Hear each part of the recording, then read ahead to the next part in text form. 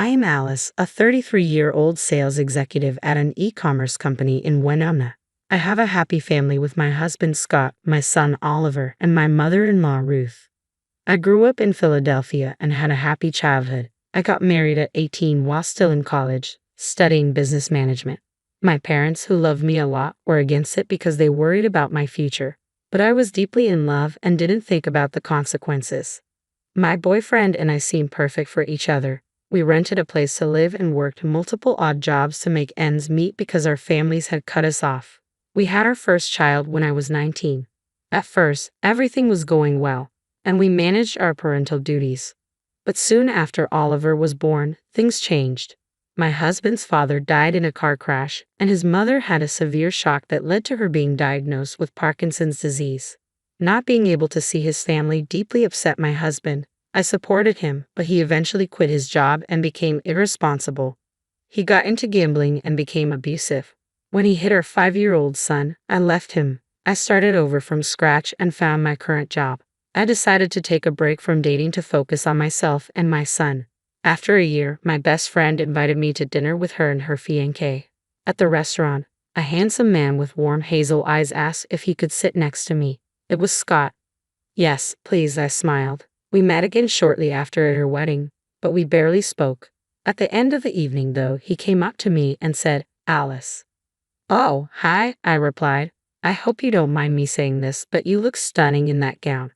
I shyly thanked him and asked if he would like to take a walk after the wedding. During that walk, we talked about our career goals, hobbies, and families. There was no going back after that. We eventually started dating and got married. He's been a loving father to Oliver. Every year on Oliver's birthday, we visit a new city. Scott has literally been the only father Oliver has ever known. Even my mother-in-law Ruth loved Oliver, but things changed after I got pregnant. One day, while waiting at the checkout counter at Walmart, I overheard her talking to the cashier. "Please check once again if any fruit is not rotten. My daughter-in-law is pregnant and I do not want her to get sick." "Oh, congratulations. Will this be your first grandchild?" "Well, it'll be my first real grandchild. I have a step-grandson who's 10 because my son married my daughter-in-law when he was 5, but I try to treat him the same." Tone was full of pretense, and the cashier, keeping things professional, only gave a faint smile. That day I realized Ruth never truly loved Oliver with her whole heart. She also had a granddaughter from my sister-in-law, whom she adored since birth. She pampered her with gifts and spent as much time as possible with her. Anyone who saw Ruth with her granddaughter would think she was the best grandmother ever. Well, she probably was, but only for her daughter's child. One morning, I woke up to a loud argument between Ruth and Scott. "Are you out of your mind? No way I'm letting you do this," Ruth shouted. "Mom, please. Oliver is my son, and I want to bring him up in the best way. I don't need any more children," Scott replied. I was furious to hear that Scott didn't want to have a biological child and that Ruth was mad at both of us. Scott and I had discussed this the night before, and I had strongly advised him against it. "Hey, what about the family lineage? Oliver is your grandchild, and he will continue our family line. I'm not listening to this erratic decision. If you decide not to have kids, I will end my life," Ruth threatened. "You were just being ridiculous." "All right, I promise we won't do that," Scott said. "Tell me, did she brainwash you into this?" "What? No, Mom. She told me you would be upset about this and that I shouldn't bring it up. This is solely my decision." I didn't want a strained relationship with my mother-in-law. She had been very accommodating before, and I didn't know what caused the differential treatment. But I was sure we could win her over again with our love. I didn't know that was my biggest misconception. We were at a farmhouse for Ruth's birthday, and we were eating apples. She had already eaten 2 apples but wanted more. Scott refused. Then Oliver playfully whispered into her ear, "Don't worry, Grandma. I will sneak an apple for you upstairs." Scott commented, "What's going on over there?" But Ruth was not amused and said in a stern, accusatory voice, "Oliver, it is not good to sneak any food because of choking. You should not learn to pick food without asking an elder." I stepped in and said, "What you are saying is true, but he knows it's not appropriate. He was just joking around with you." "Yes, I am her apple dealer," we laughed, but she retorted, "It's even worse that he is trying to be my favorite. He shouldn't learn favoritism either." I was heartbroken to see my baby's face fall. All he was doing was trying to bond with his grandmother, who once loved him dearly. My husband could not take it. Mom, you know how much he loves you, right? He would never do anything to hurt you. Yeah, I'm sure you love him very much, she replied coldly. One day, I was cuddling with Oliver when she saw it and exclaimed, Alice, what are you doing? You were pregnant, and you were crushing your belly. It's not good for the baby. Don't do that before your delivery.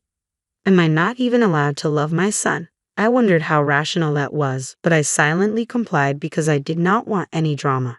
Hell broke loose one day on Oliver's 12th birthday. Scott wanted to host a big party. We had invited many relatives, colleagues, and family friends. All of Oliver's friends were there too. We were preparing to cut his cake when suddenly my sister-in-law's daughter came crying up to my mother-in-law, who was standing beside me. She claimed that Oliver had hit her and pushed her to the ground. Her anger knew no bounds. I could sense she was losing her sanity. Before I could try to calm her down, she went up to Oliver and, without asking either child what it was about, slapped him. You have gathered a lot of guts, haven't you? Creating a scene on your birthday. Get out of the house. Oliver flinched at the impact of the slap and fled from the house, crying. I went after him. After some time, I came back and had to shout at her, What are you doing? It's his birthday. At least hear what he has to say. Stop siding with your son. I've neglected the fact that he forgets where he has come from. I have tolerated him enough. Mom, do you even know what the fight was about? They had an argument about you. She told Oliver you are not even her real grandson and continued to mock him, after which Oliver pushed her to the ground. She glared at me. I said, I absolutely do not condone his behavior for any reason, but I wonder where she learned this from.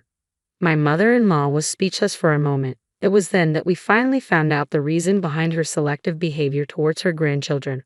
It's pretty normal for me not to have affectionate feelings for him because he was born by an outsider and not my son. No matter what, the children of my biological children will always be dearer to me than your son. She turned away and continued, I'm going to love your baby more. This is completely reasonable, and that is how most grandmothers feel. They just don't say it. I couldn't believe my ears when she spilled her secrets. It was like a bolt from the blue, leaving us utterly flabbergasted. Where on earth did she pick up this old-school notion? Who was the sneaky influencer behind it all? And how in the world did she end up thinking like this? Her whole rationale had us all dumbfounded and at a loss for words. Oliver also told me how his grandma used to tell his sister before him that his brother or sister would be mommy and daddy's real child. I asked him what else grandma told him, and he shared how she had been telling him that he wasn't really her sister. I saw my mother-in-law look away with a hint of guilt. Now Oliver thinks that he is extra special to us because we don't want him to realize how his little brother or sister is always going to be grandma's favorite grandchild. What have you been feeding into his mind? I demanded. I didn't lie about anything. It is the truth, and he must realize it, she said. Unfortunately, Scott was away on a business trip when this happened. The next day, I told him everything. I'm not surprised at all, he said. She's always been quite cold towards him, sometimes acting as if he doesn't exist. I remember times he never received even a simple happy birthday from his grandmother, let alone gifts. She never shows any interest in his life, never asks how he's doing at school or about his friends. Scott then tried to talk to her. What you have done is too much, Mom. I have accepted it in bringing up Oliver as my own child. So what difference does it make? It makes a lot of difference, Scott, and it matters to me. Don't you even think of judging me. You can't force me to love your son. That's never going to happen. I don't feel he's my grandchild, and you'll have to get over it. But Scott was unyielding. No, Mom, it's you who'll have to get over not seeing us anymore. We don't need this kind of toxicity in our lives, and we definitely don't want our child to experience it. I want you to leave my house this instant. Shock and betrayal rushed through her face. She gaped at her son. Though I didn't want my husband to live away from his mother or to shun her this way, I thought it was for the best. It's not like we need her. We could be perfectly fine on our own. Being a grandmother to a child who loved her so much is a privilege, and she tossed it away by her own choice. Too bad for her. As much as it upset us, we had to make this decision. However, she wouldn't give up. That's not fair. You can't leave your elderly mother on the streets. I can sue you. Do whatever you want. You cannot see your grandkids from now on. You will be a bad influence on them anyway, Scott responded. Since she said that, I low-key hoped that when she got older, she wouldn't try to crawl back to us asking for help because our doors would be closed to her. If that's how you truly feel about me and my son, then you should not be a part of my children's lives. I will disown you legally and make sure you are not able to fill their minds with poison anymore, Scott said. He packed her things and she went to stay at her native home in Florida. Meanwhile, she kept threatening us over the phone and asserting her rights over the house and her grandchildren. She even bad-mouthed me to her relatives, blaming me for separating her from her son. Blinded with rage, Scott and I blocked her on everything after sending her a text detailing her actions that we heard from Oliver and his cousin, how it was absolutely unacceptable, and how she'd never see her grandkids until they were much older and could understand the world around them so they wouldn't be swayed by her words. We didn't hear from her for a long time after that. One day, we got an anonymous call saying my mother-in-law was admitted to a hospital after breaking her pelvis in the bathroom. There were chances she would never be able to walk again. Scott got frantic upon hearing this and rushed to be by her side. No matter how good a father Scott was, he was a son too. Though he was mad at his mother for what she did, he couldn't hide the fact that he loved her. Honey, I think stopping her from seeing the kids is inhumane. Now she's old and infirm and would want to be with her family in these difficult times. She's just a bit old-fashioned. Scott got a little emotional. I met her in the hospital, and she told me how being alone on the hospital bed made her realize how unpredictable life is and that she didn't know karma would hit her this way. I think we should bring her back home, he said, holding my hand and looking into my eyes. I don't have the heart to leave her alone at this time, and I cannot keep going back and forth to Florida that often. I hope you understand. Of course, honey, it pains me too to see her this way. No matter what, she is your mother and you should tend to her right now. I agreed. It's going to be a bit difficult with Oliver, but I believe she has realized that she was wrong. A few days later, she got discharged from the hospital, and we brought her home. Things were going smoothly, and I thought we had finally come together as a happy family. One day, Oliver was playing around the house when he accidentally slipped and hurt his elbow. We were unexpectedly visited by officials from the social services department a few days later. They said they had received a complaint that my husband and I neglected our child because we were eagerly awaiting the arrival of our own baby. The claim was substantiated when they saw the injury mark on Oliver's elbow and assumed we might have physically abused him. They attempted to forcefully take him away. I was scared and tried my best to convince them otherwise, but they wouldn't listen. They took my baby away. I was inconsolable, Scott said. I wonder who might have given them this false information. My mother-in-law suggested we visit the office and personally convince them to let us keep Oliver. After a lot of hue and cry, we were finally able to get him back and prove that they might have received a malicious call. But as we prepared to take Oliver home, he softly mumbled to me, "Don't leave me with Dad, Mama. I'm scared of him." This came as a surprise to me since he had never said that before. Scott was shocked too. He tried to hug Oliver. One day, I found Oliver alone and managed to talk to him about that day. Oliver loves his mama, doesn't he? Yes, Mama. And he never lies to me, so will he answer honestly? He nodded.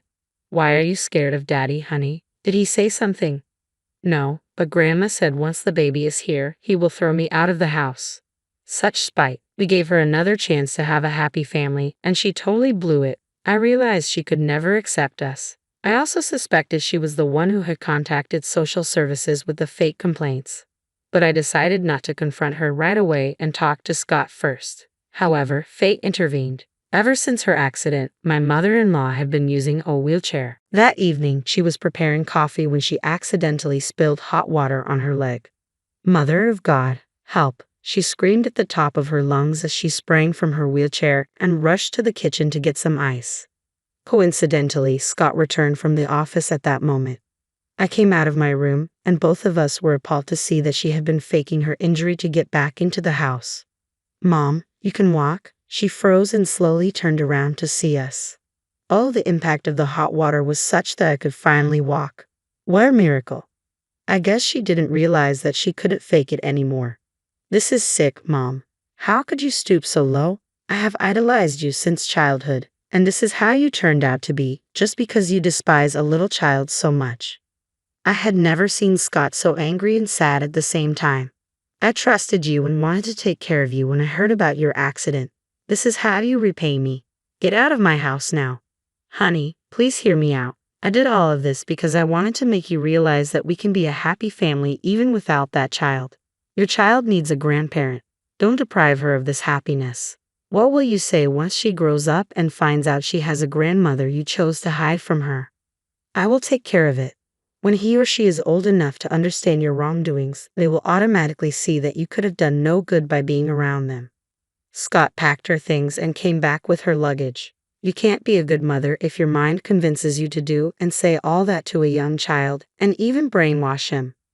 We never saw his mother after that. A few months later, I gave birth to a beautiful baby girl. Scott loved both his children equally and taught them always to stand by the truth. I often reflected on how different mothers can be. My mother was modern and progressive despite being from the countryside. She rarely talked about marriage and kids, always pushing me to fulfill my career goals. Unfortunately, I didn't value her ideas back then because I wanted to get married so badly. But life shows you the mirror eventually. I learned from my mistakes and the people I met. Scott and his mother were from the same family but different generations. While I cannot entirely blame her for having such notions, I think if she had truly loved Scott, she would have found happiness in his happiness.